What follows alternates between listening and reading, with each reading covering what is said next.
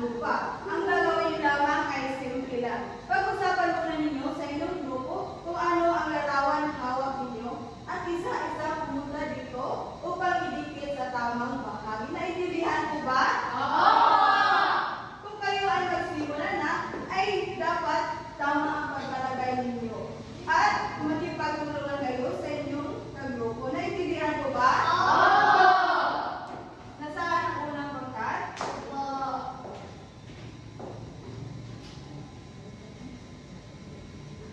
Ang pangalawang pangkat? Bibigyan ko lamang kayo ng 2 minuto sa paghanda nito. Maaari na kayo pupunta sa inyong grupo. At pumurma kayo ng ito.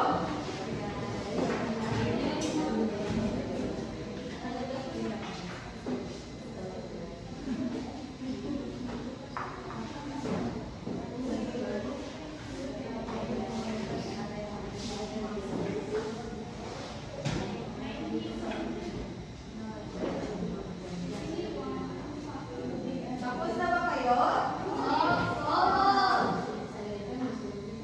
Ang unang grupo, tapos na ba kayo? Oo! Ngayon, uunahin natin ang unang pangkat upang idikit nito ang mga larawan.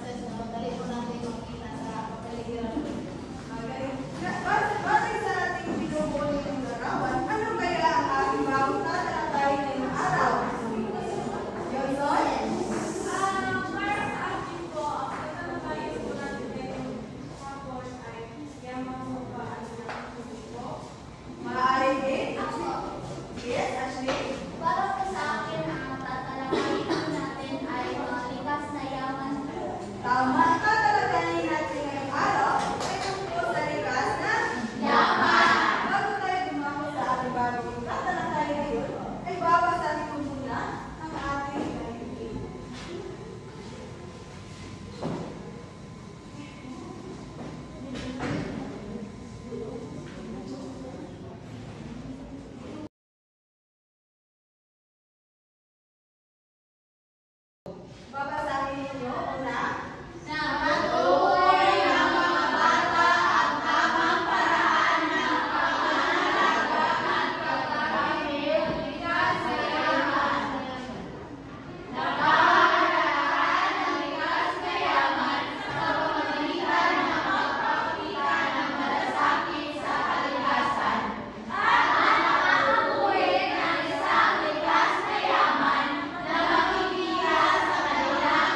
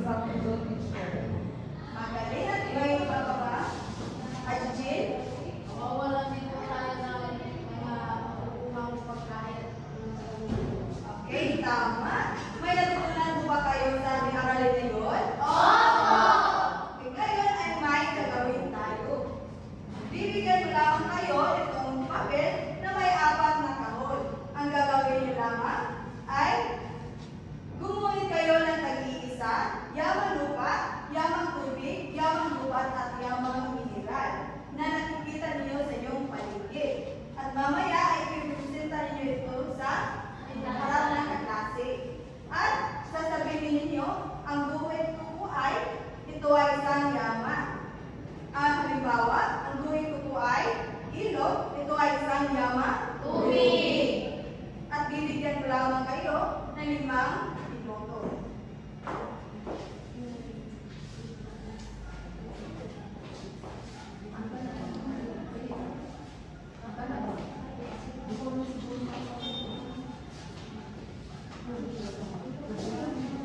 At bubunot ang Lucainon ng 3 upang ipagbahagi dito sa harapan. At babasahin ko muna ang ating pamantayan kung paano kayo bibigyan ng puntos.